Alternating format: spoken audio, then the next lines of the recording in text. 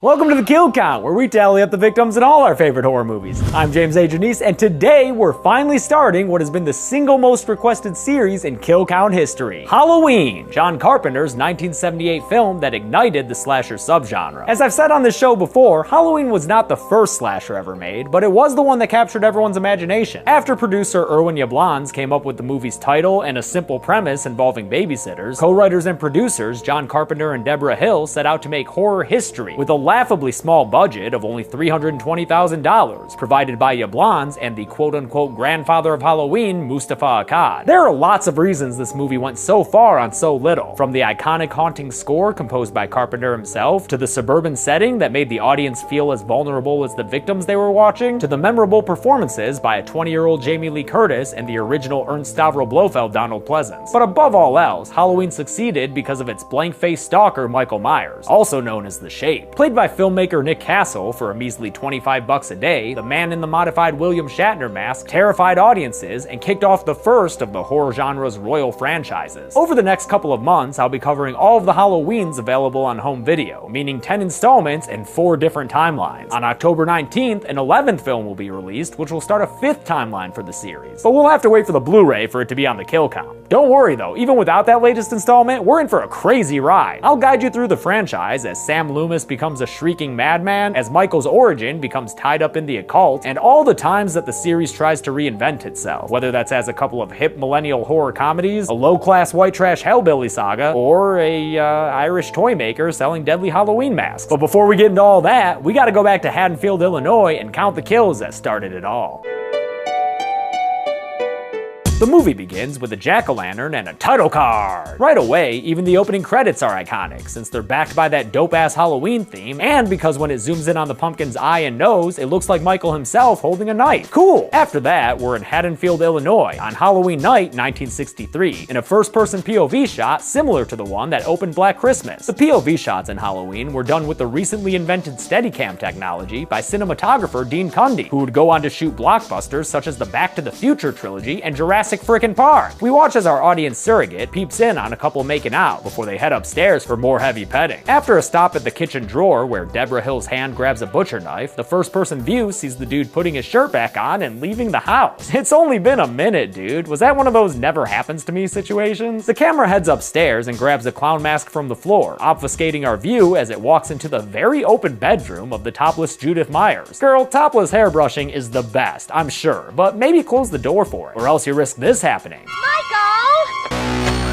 Yep, this is Michael Myers' first kill, his older sister Judith, and he's such a noob at murder that he has to keep checking his stabbing form while he kills her. You're doing fine, Mikey, don't worry. When he's done, Judith is left as a topless bloody corpse lying on her bedroom floor. Michael heads back downstairs and out of the house right as his parents pull up. The extended first-person shot finally ends when they demask him and then just kinda stand there for an awkwardly long time without saying anything or emoting as the camera pulls away. Classic cold open though. Jump to Smith's Grove in the same state, now 15 years later on Halloween Eve. 'Twas a dark and stormy night when Dr. Sam Loomis, played by the masterful Donald Pleasence, joined chain-smoking nurse Marion Chambers to go to the Smith's Grove Sanitarium. They're going to pick up Michael Myers, who Loomis keeps referring to as an it, and transfer him to another facility. But things take a turn for the creepy when they see that the Smith's Grove inmates are out and about, getting all wet. Instead of being concerned about them catching hypothermia like a real doctor would, Loomis presses forward and hops out to open the hospital gate. That's when Michael Myers hops on top of Marion's car and grabs her by the face, tormenting her until she flees from her vehicle that he promptly Grand Theft Autos. Michael must have been top of the class in the Smith's Grove driver's ed program. The next day, back in Haddonfield, we meet Laurie Strode, a modestly dressed high schooler played by Jamie Lee Curtis. Her Halloween night plans involve babysitting this little kid Tommy Doyle, who's all sorts of scared of the abandoned Myers house. Laurie has a key to the place because her dad's a local realtor, but as she leaves it under the mat, she doesn't notice that she's being watched by a shape inside, and a shape outside. Must be one of those interior-exterior shapes. The shape continues its voyeuristic tendencies when Laurie's in school, staring at her from behind Nurse Chambers' car parked across the street. But while Laurie's busy being an SMRT smart girl, he vanishes into thin air. Which way did he go, Laurie? Which way did he go? In Smith's Grove, Dr. Terrence Wynn, a colleague of Loomis's, blames the small doctor for Michael's escape and says it's unlikely that Myers is headed to Haddonfield, 150 miles away. For God's sakes, he can't drive a car. He was doing very well last night. Maybe someone around here gave him lessons. On his way to Haddonfield, Haddonfield, Loomis stops at a payphone to warn the Haddonfield police, and that's where he notices a truck on the side of the road. He finds evidence that Michael was there, but runs off before seeing our second body on the kill count, this poor truck driver who Michael apparently killed and stripped for that classic blue jumpsuit. Damn man, stealing cars and clothes? Michael's just as much a thief as he is a murderer. Lori walks home with her cheerleader friend Linda, played by PJ Soles, who's totally got a problem saying totally all the fucking time. Totally.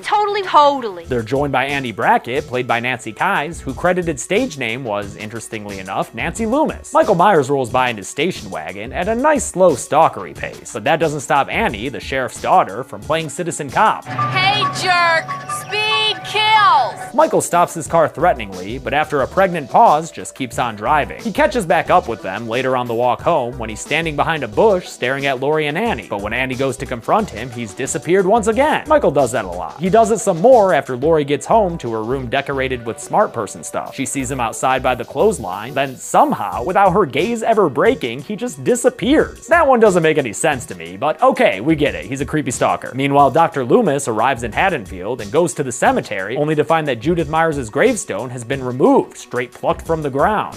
She came home. Later that day, Lori gets picked up by Annie, and they're having such a good time smoking a doob and listening to Blue Oyster Cult that they don't notice Michael tailing them in the Myers-mobile. He gives them some space when they pull over to talk to Annie's dad, Sheriff Brackett, who's checking out a hardware store burglary that sounds like a very specific hit. All they took was some Halloween mask, rope, and a couple of knives.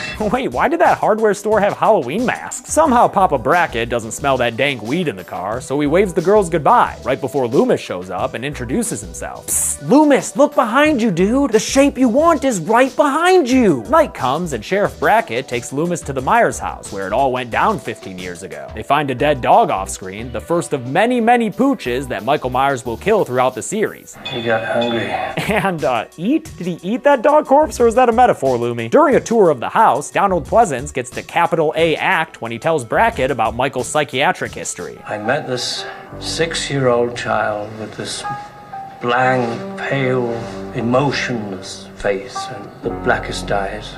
The devil's eyes. Yeah, some good acting. Now that it's nighttime, the teens of Haddonfield are out to make some babysitting bucks. Michael silently observes Annie as she gets to the house she's watching over, the Wallace family home, while just across the street at Tommy Doyle's house, Lori is already nice and cozy, shitting all over Tommy's taste in comic books. Annie calls Lori to tell her that she's arranged a date with our virginal final girl with the dude she's into named Ben Tramer. Pretty much every scene with Lori and her friends involves them telling her she needs to get laid, but I wanted to mention this combo in particular just because Ben Tramer comes back in a hilarious way next movie. Tommy looks out the window and sees the shape standing outside the Wallace home, but when he gets Lori to look, Mike's pulled his disappearing act again. Turns out he's gone around back to watch Annie take her shirt off after she spilled some butter on it. While he's peeping in, the Wallace family dog Lester comes across him and starts growling. Michael makes short work of the poor canine and kills him, but in case you're new here, I only put humanoids on the kill count. Sorry, Lester. Annie gets a call from her boyfriend Paul saying that his parents are gone and that it's bone o'clock, so she takes little Lindsay Wallace across the street to drop her off with Lori and Tommy. The kids immediately get to watching The Thing from Another World, a fun inclusion in hindsight since Carpenter would go on to make his own version of The Thing just 4 years later, which is still the best horror movie ever made. Come at me. Lori agrees to watch over Andy's charge while Andy takes a visit to Pound Town. The old Girl Scout comes through again. Annie never gets to fulfill her teenage desires though, because after she gets in the car to go pick up El Jerko, she's attacked by Michael Myers from the back seat. He strangles her in a lengthy silent scene with no noise except for his heavy breathing and the sounds of her struggle, until she finally starts blaring the car horn in an effort to attract some help. That's when Michael cuts the kill short with a butcher knife, slitting her throat as Annie Brackett becomes the third member of our kill count. Michael may be good at killing discreetly, but he's got to work on his body disposal, since Tommy sees him from the window carrying that corpse under a bright porch light. Props for being able to open that door with no hands though, Mikey. You'd be great at one of those grocery delivery service jobs. In case you were having some unpleasant withdrawals from a lack of Loomis, we get a fun little scene wherein he scares some kids that had bullied Tommy earlier. They're outside the Myers house, daring each other to go touch it like friggin' Boo Radley lives there, when Loomis overhears their names and fucks with them. Hey, Lonnie,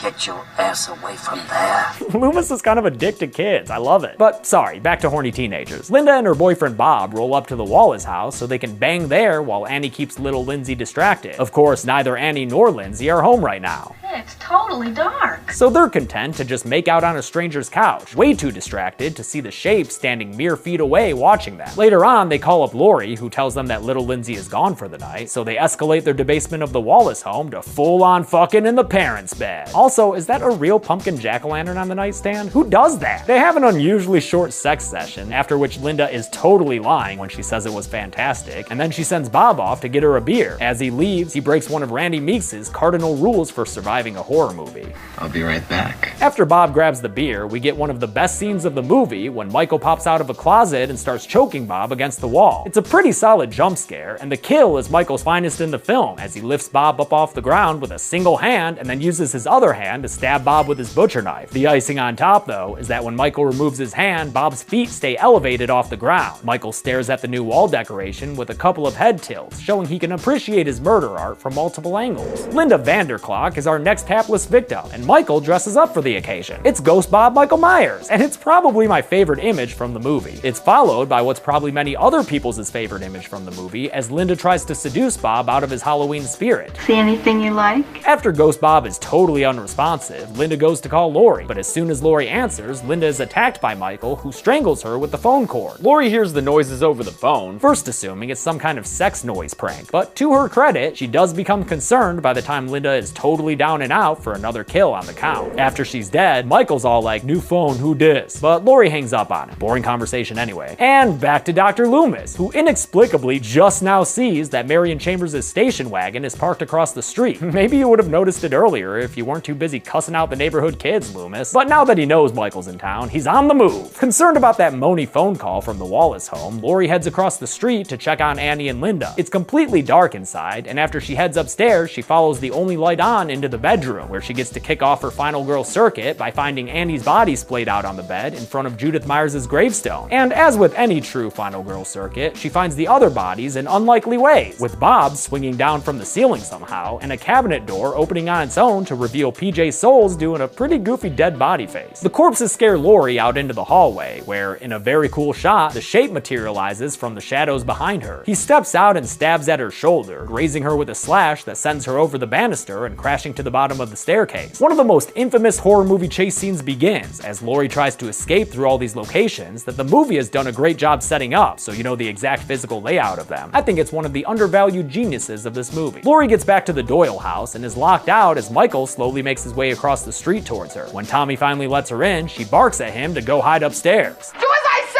Hurry! With the lights off and the phone line dead, Lori hunkers down and grabs a knitting needle. Michael appears behind her, having come through the window, but when he misses an easy strike with his knife, she's able to stab him in the neck with the needle, which gets him down to the ground. But Lori's a Gen 1 final girl who doesn't know the way this shit works, so she assumes that a single stab has put her tormentor out of business for good. She goes upstairs to tell the kids that it's over and that she killed him, but Tommy knows better. You can't kill the boogeyman. Tommy's right. Michael's back, baby! Lori ushers the kids into one room and goes into another, where she hides in the closet. Michael follows, and we get another classic scene as he violently shakes the closet door for a while before punching through it and turning on the light. It's a good thing Lori never listened to her mommy dearest, though, and has a wire hanger at her disposal, which she turns into a weapon and then uses to stab Michael Myers right in the eye. Michael drops his knife, and she presses on with the attack, stabbing him in the chest with it. This knocks him out again and gives Lori another false sense of security as she leaves the comfort of the closet. Once again, she consults the children and tells them to go down the street to a neighbor's house and call the police. After she sends them off, she sits there catching her breath and doesn't notice when behind her, Michael single-handedly pioneers a new workout program, Horror Killer Abs. Get that six-pack in 10 movies or less, one sit-up at a time. The kids run out the front door screaming bloody murder, and since Loomis happens to be walking by, he puts two and two together and heads towards the house. Good thing, too, since Michael has made his way over to Lori and starts strangling her with his bare hands. Right as Loomis runs upstairs, Lori pulls off Michael's mask, giving us a fleeting glimpse of the very plain-looking face of evil in a shot where Michael was played by a dude named Tony Moran. Loomis fires his gun at Michael, then follows through and shoots him 5 more damn times with his gun, sending the spree killer out onto the back balcony and over the railing, where he lies on the ground in defeat. After the gun smoke is cleared, Lori gets a debriefing from Loomis.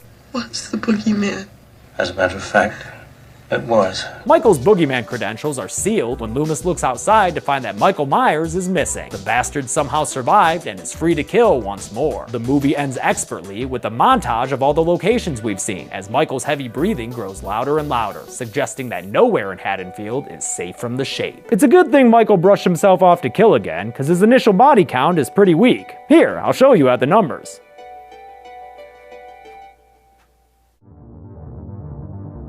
Only 5 people died in Halloween, but that's fine for a first outing. It leaves room for growth. The victims consisted of 2 guys and 3 gals, giving the ladies the edge in this pumpkin pie chart. With a runtime of 91 minutes, we wound up with a kill on average every 18.2 minutes. I'll give the golden chainsaw for coolest kill to Bob. The shot of him pinned to the wall is one of the best shots in the movie, and the head tilt that Michael does tells us everything we need to know about him. Dull machete for lamest kill will go to the trucker, whose body wasn't even found by anyone but the audience. Poor dude. And that's it. Halloween came out in 1978 and ignited a brush fire of slashers, and eventually its own lengthy series of sequels. We'll look at the first of those, Halloween 2, next week. But until then, I'm James A. Janice.